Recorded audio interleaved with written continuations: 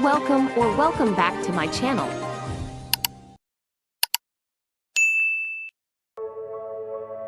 Inintriga ng talent manager na si Annabel Rama ang mga social media users matapos itong mag-post tungkol sa mga sikat na manika na sina Barbie, Annabel at Chucky.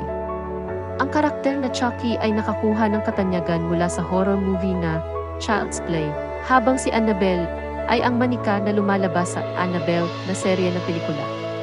Hoy! Yung walang magawa sa buhay, tumahimik na kayo. Saad ni Tita Annabel. Kasi si Annabel dal hindi lalaban kay Barbie dal maganda, maputi at makinis. Ang gustong makalaban ni Annabel dal si Chucky. Alam niyo na kung sino yun. Tawang-tawa na sinabi ni Annabel sabay tanong na, "Happy ka na?" Dagdag pa niya.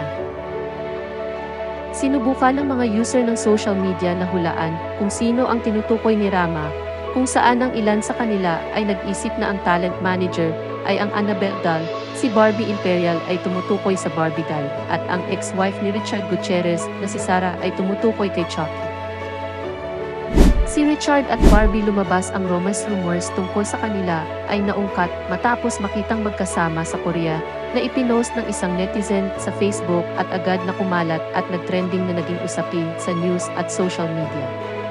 Patungkol sa issue, mukhang may alam ang ina ni Richard sa romance nilang dalawa ni Barbie at tila mong botong-boto ito kay Barbie na purihin, maganda, makinis at maputi.